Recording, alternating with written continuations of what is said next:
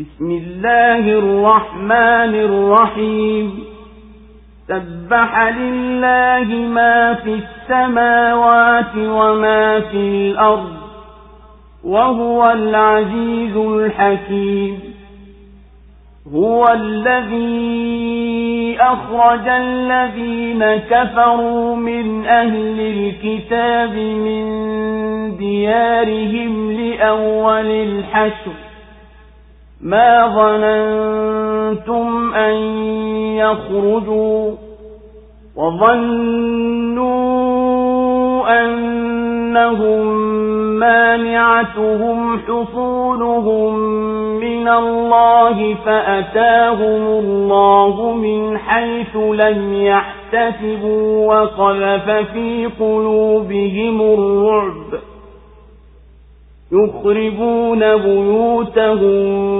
بأيديهم وأيدي المؤمنين فاعتبروا يا أولي الأبصار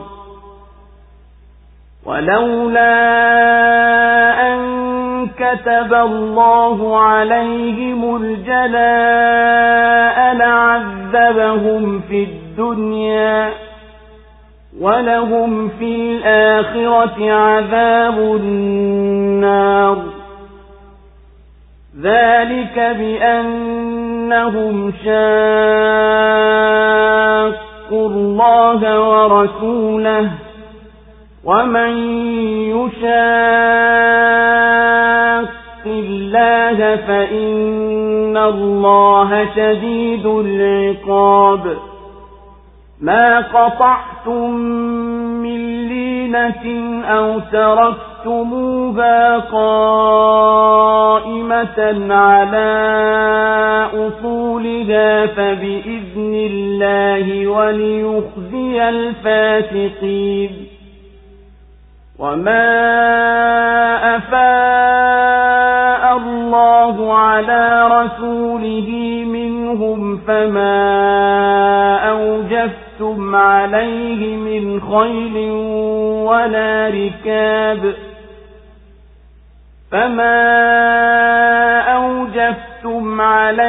من خيل ولا ركاب ولكن الله يسلط رسله على من يشاء والله على كل شيء قدير ما أفاء الله على رسوله من أهل القرى فلله وللرسول ولذي القربى واليتامى والمساكين وابن السبيل فلله وللرسول ولذي القربى واليتامى والمساكين وابن السبيل كي لا يكون دولة بين الأغنياء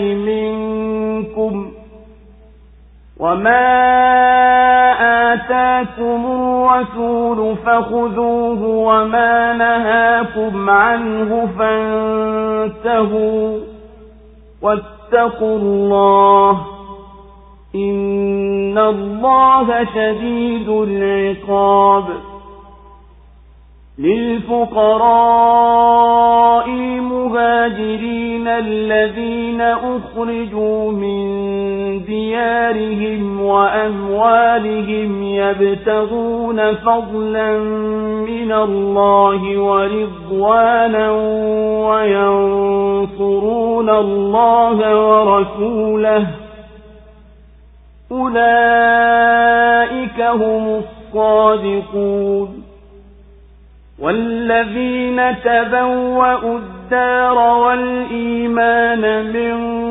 قبلهم يحبون من هاجر إليهم ولا يجدون في صدورهم حاجة مما أوتوا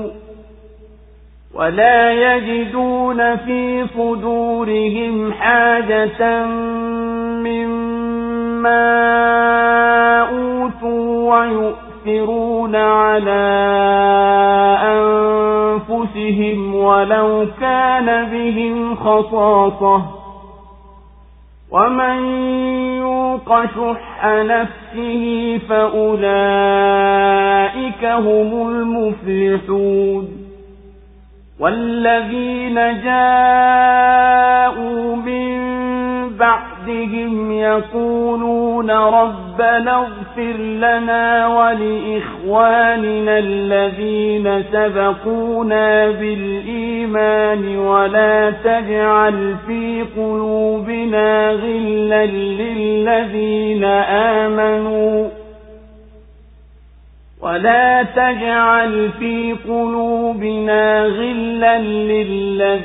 آمنوا ربنا إنك رؤوف رحيم. Kwa jina la Mwenyezi Mungu mwingi wa rehema mwenye kurehemu. Vinamsabih, vinamtakasa Mwenyezi Mungu viliomo katika mbingu na viliomo katika ardhi, naye ni mwenye nguvu mwenye hikma. Yeye ndiye aliyewatoa waliokufuru miongoni mwa watu wa kitabu katika nyumba zao wakati wa uhamisho wa kwanza. Hamkudhani kuwa watatoka, nao walidhani kuwa ngome zao zitawalinda na Mwenyezi Mungu. Lakini Mwenyezi Mungu aliwafikia kwa mahali wasipopatazamia, na akatia woga katika nyoyo zao. Wakawa wanazibomoa nyumba zao kwa mikono yao na mikono ya waumini. Basi zingatieni enyi wenye macho.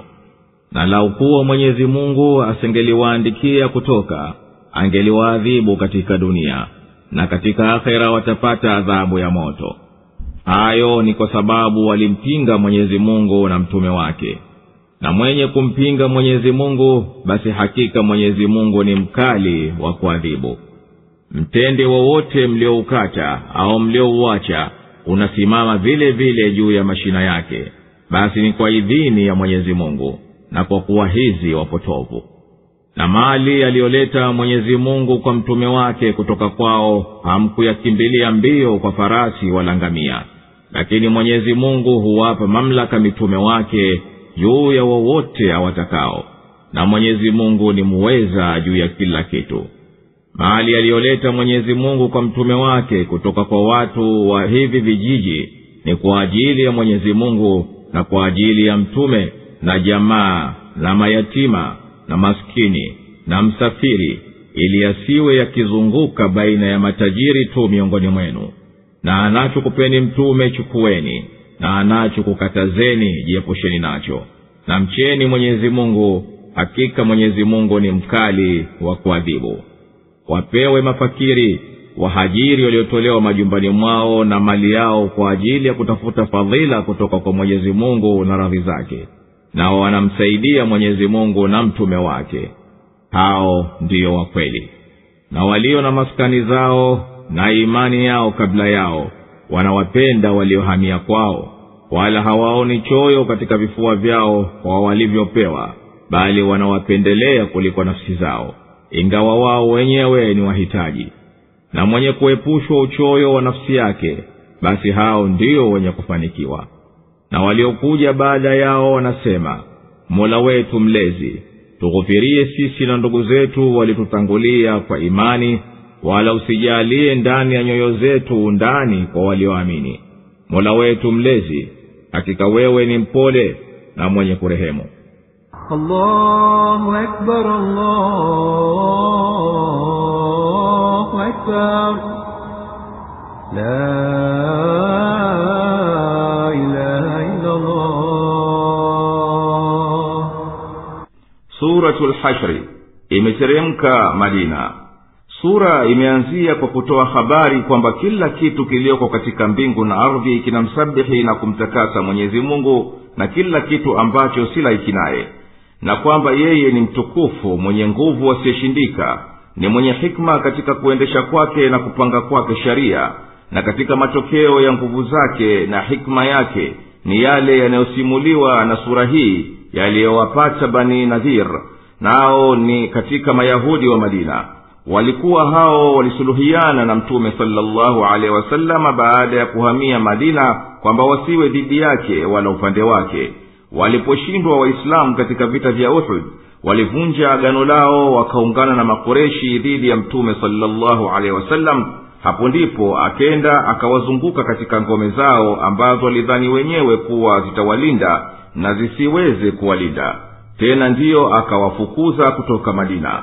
Kisha sura inaeleza hukumu ya mali yaliyopatikana kwa maadui bila ya kupigana vita wala kukimbilia kwa farasi na kadhalika. Ikataja kuwa hayo ni ya Mwenyezi Mungu na mtume wake na jamaa na mayatima na maskini na wasafiri na mafakiri katika wakimbizi waliotolewa kwenye nyumba zao na mali yao. Kisha sura ikasimulia habari za Ansari, Waislamu wa Madina, na fadhila yao na jinsi walivyokuwa wanawafadhilisha wahajir, wakimbizi, kuliko nafsi zao, ijapokuwa wao wenyewe wana haja ya hivyo wanavyotoa. Na sura inataka macho yaangalie zile ahadi za wanafiki kwa Bani Nadhir na kauli yao waliosema, pindi mkitolewa nasi tutatoka pamoja nanyi, na mkipigwa vita tutakusaidieni. Basi sura imeufedhehi uongo wao huo, udanganyifu wao katika hayo. Kisha sura ikamalizikia kwa kuwakumbusha waumini kwa yatakikanayo wawe nayo ni kumcha Mwenyezi Mungu na kujiwekea akiba kwa siku zijazo za karibuni na za mbali, na wala wasiwe kama wale waliompuuza Mwenyezi Mungu naye akawasahaulisha nafsi zao. Na ikahitimisha sura kwa kubainisha hadhi ya Qur'ani na ubora wa taathira yake. Hayo ni hivyo kwa sababu aliiteremsha ni yeye Mwenyezi Mungu, ambaye hapana Mungu isipokuwa yeye, mwenye Asmaul Husna, majina mazuri kabisa. Vitu vyote viliomo katika mbingu na katika ardhi vinamtakasa Mwenyezi Mungu na kila lisiolaiki naye, na yeye ndiye mwenye kushinda, ambaye hashindwi na kitu, mwenye hikma katika mipango yake na vitendo vyake. Yeye Mwenyezi Mungu ndiye aliyewatoa waliokufuru miongoni mwa watu wa kitabu, nao ni Mayahudi wa ukoo wa Banu Nadir, kutoka kwenye majumba yao wakati wa kuwatoa mara ya kwanza katika bara Arabu. Enyi Waislamu, hamkudhania kuwa watatoka kwenye nyumba zao kwa sababu ya nguvu zao, na wao wenyewe walidhani kwamba ngome zao zitawalinda na mashambulio ya Mwenyezi Mungu. Mwenyezi Mungu akawatokea katika upande wasioutarajia, na akawatia katika nyoyo zao fadhaa kubwa, wakawa wanabomoa nyumba zao kwa mikono yao ili zibaki kuwa magofu tu, na kwa mikono ya waumini wapate kuzivunja zile ngome. Basi yenyi wenye akili, chukueni somo katika haya yaliyowashukia hawa. Na laukuwa Mwenyezi Mungu hakuwahukumia kuwatoa majumbani kwao kwa sura hii ya kuchusha, basi hapana shaka angeliwaadhibu katika dunia kwa shida zaidi kuliko huko kuwatoa, na akhera wao watapata adhabu ya moto mbali huku kutolewa majumbani kwao duniani. Hayo yaliyowapata duniani na yanawangojea akhera ni kwa sababu ya kuwa wamemfanyia uadui Mwenyezi Mungu na mtume wake, uadui mkubwa mno. Na mwenye kumfanyia uadui Mwenyezi Mungu basi hawezi kupenya kuikimbia adhabu yake, na hakika Mwenyezi Mungu ni mkali wa kuadhibu. Enyi Waislamu, mitendo yoyote mliyoikata au mkaiacha imebaki kama ilivyokuwa, basi ni kwa amri ya Mwenyezi Mungu. Hapana lawama juu yenu katika hayo, ili awape nguvu waumini na wahizi wapotovu walioziacha sheria zake. Na aliyaleta Mwenyezi Mungu na akayarudisha kwa mtume wake katika mali ya Banu Nadhir, hamkuyapigia mbio nyinyi kwa farasi wala ngamia. Lakini Mwenyezi Mungu huwapa madaraka mitume wake kwa watakao katika waja wake bila kupigana vita. Na Mwenyezi Mungu ni mtimilivu wa uweza juu ya kila kitu. Alichorudisha Mwenyezi Mungu kwa mtume wake katika mali ya watu wa vijiji hivi bila ya kuwatimua farasi au ngamia, vitu hivyo ni vya Mwenyezi Mungu na mtume wake na jamaa na mayatima na maskini na wasafiri. Haya ni hivyo ili yasiwe mali yakizunguka katika mikono ya matajiri peke yao katika nyinyi. Na anatukupeni mtume katika hukumu, basi kishikeni, na anatukukatazeni, basi kiwacheni. Na jilindeni na kughadhibika kwa Mwenyezi Mungu. Hakika Mwenyezi Mungu ni mkali wa kuadhibu. na hivyo yale mali ya watu wa vijiji aliyarudisha Mwenyezi Mungu kwa mtume wake wapewe mafakiri katika wahajiri waliokimbilia Madina, ambao wametolewa majumbani kwao na mali yao huko Maka. Wao wanataraji ziada kutoka kwa Mwenyezi Mungu katika riziki zao na radhi, na wanamsaidia Mwenyezi Mungu na mtume wake kwa nafsi zao na mali yao. Hao ndio waumini wa kweli. Na Maansari, watu wa Madina waliomnusuru mtume, na wahajiri ambao wamekaa Madina katika maskani zao, na imani yao ikawa safi kabisa kabla ya kufika wahajiri, wanawapenda wale wageni wa Islamu waliohamia kwao, na wala hawahisi ubaya wowote katika nafsi zao kwa walichopewa wahajiri katika zawira, bali wanawakadimisha wahajiri kuliko nafsi zao, ijapokuwa wakiwa wao nao ni wahitaji. Na mwenye kuhifadhika kwa uwezo wa Mwenyezi Mungu asione ubakhili katika nafsi yake, basi watu kama hao ndio wenye kufuzu kwa kila walipendalo. Na waumini waliokuja baada ya wahajiri na Ansari husema, Mola wetu mlezi, tusamehe dhambi zetu, sisi na ndugu zetu walitutangulia katika imani, wala usijalie kuwa katika nyoyo zetu husda kwa husudu walioamini. Mola wetu mlezi, hakika wewe umefika ukomo katika upole na kurehemu. ألم تر إلى الذين نافقوا يقولون لإخوانهم الذين كفروا من أهل الكتاب لئن أخرجتم لنخرجن معكم ولا نطيع فيكم أحدا أبدا لئن أخرجتم لنخرجن معكم ولا نطيع فيكم أحدا أبدا وإن قتلتم لننصرنكم والله يشهد إنهم لكاذبون لئن أخرجوا لا يخرجون معهم ولئن قتلوا لا ينصرونهم ولئن نصروهم ليولن الأدبار ثم لا ينصرون لأنتم أشد رهبة في صدورهم من الله ذلك بأنهم قوم لا يفقهون لا يقاتلونكم جميعا إلا في قرى محصنة أو من وراء جدر بأسهم بينهم شديد تحسبهم جميعا وقلوبهم شتى ذلك بأنهم قوم لا يعقلون كمثل الذين من قبلهم قريبا ذاقوا وبال أمرهم ولهم عذاب أليم كمثل الشيطان إذ قال للإنسان اكفر فلما كفر قال إني بريء منك فلما كفر قال إني بريء منك إني أخاف الله رب العالمين فكان عاقبتهما أنهما في النار خالدين فيها وذلك جزاء الظالمين. wao ni wanaofanya unafiki wanawaambia ndugu zao waliokufuru katika watu wa kitabu, mkitolewa na sisi lazima tutatoka pamoja nanyi, wala hatutamtii yoyote kabisa dhidi yenu, na mkipigwa vita lazima tutakusaidieni. Na Mwenyezi Mungu anashuhudia kuwa hao hakika bila shaka ni waongo.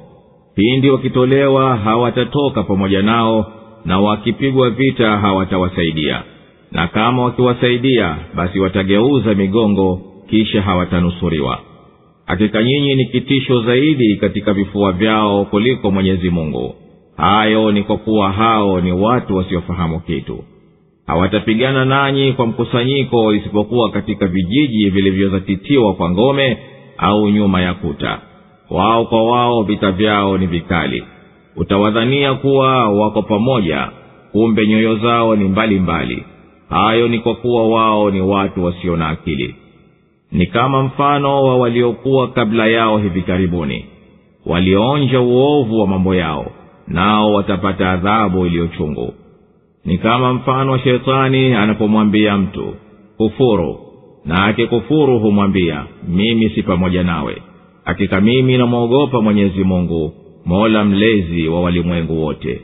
Basi ikawa mwisho wa wote wawili hao ni kuingia motoni, wadumu humo daima, na hiyo ndiyo jaza ya madhalim. Allahu Akbar, Allahu Akbar, la ilaha illa Allah. Hebu huangalia wanafiki ukastaajabu. Kazi yao ni kuwakariria kauli ndugu zao waliokufuru katika watu wa kitabu, nao ni hao Banu Nadir, kuambia wallahi mkilazimishwa kuihama Madina basi hapana shaka na sisi tutatoka pamoja nanyi, wala hatutamtii katika jambo lenu mtu yeyote daima dawamu. Na pindi ikiwa Waislamu watakupigeni vita basi hapana shaka sisi tutakusaidieni. Na Mwenyezi Mungu anashuhudia kuwa hakika wanafiki hapana shaka ni waongo katika hizo ahadi zao wanazozitoa. Wakitolewa Mayahudi, wanafiki hawatotoka pamoja nao, na wakipigwa vita hawatawanusuru. Na pindi wakiwasaidia basi hapana shaka watatoka mbio warudi kinyume nyume, wala hawatawanusuru.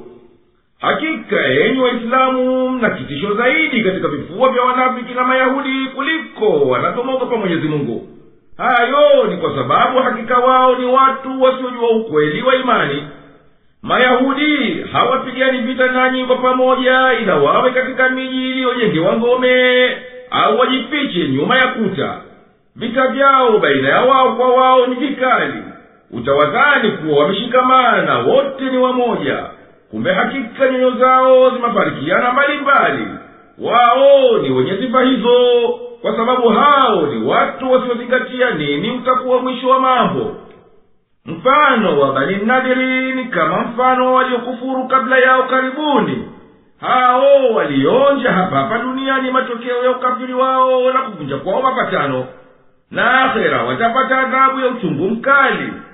Mfano wa wanafiki kuwashawishi Banu Nadiri wa muasi mtume wa Mwenyezi Mungu ni kama mfano wa shetani pale anapomghuri mtu aiache imani, akamwambia kufuru, na alipokufuru akasema mimi niko mbali nawe, kwani mimi ninamhofu Mwenyezi Mungu, Mola mlezi wa walimwengu wote. Ikawa basi marejeo ya shetani na huyo anayemzaini ni kuishia motoni, wabaki humo milele, na kudumu humo dawamu ni malipo ya wenye kuasi wakaikiuka njia ya haki.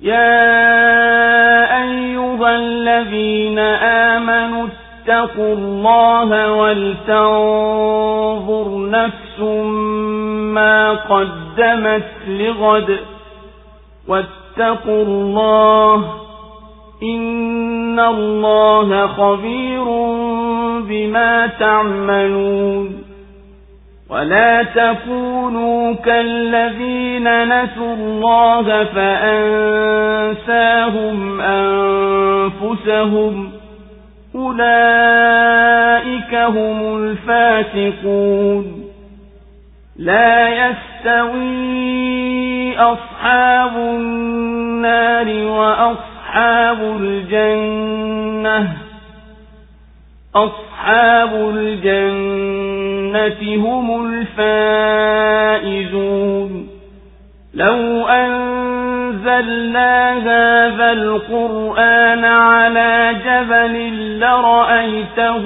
خاشعا متصدعا من خشية الله وتلك الأمثال نضربها للناس لعلهم يتفكرون هو الله الذي لا إله إلا هو عالم الغيب والشهادة هو الرحمن الرحيم هو الله الذي لا إله إلا هو الملك القدوس السلام المؤمن المهيمن العزيز الجبار المتكبر سبحان الله عما يشركون هو الله الخالق البارئ المصور له الأسماء الحسنى يسبح له ما في السماوات والأرض وهو العزيز الحكيم. Enyi mlioamini, mcheni Mwenyezi Mungu na kila nafsi angalie inayoyatanguliza kwa ajili ya kesho. Na mcheni Mwenyezi Mungu, hakika Mwenyezi Mungu anazo habari ya mnayoyatenda. Wala msiwe kama wale waliomsahau Mwenyezi Mungu na yeye akawasahaulisha nafsi zao. Hao ndio wapotovu. Hawawisawa watu wa motoni na watu wa peponi. Watu wa peponi ndio wenye kufuzu. Lau kuwa tumeiteremsha hii Qur'ani juu ya mlima, basi bila ya shaka ungeliuona ukinyenyekea, ukipasuka kwa hofu ya Mwenyezi Mungu. Na hiyo mifano tunawapigia watu ili wafikiri. Yeye ndiye Mwenyezi Mungu ambaye hapana Mungu isipokuwa yeye tu, mwenye kuyajua yaliyofichikana na yanayoonekana. Yeye ndiye mwingi wa rehema, mwenye kurehemu.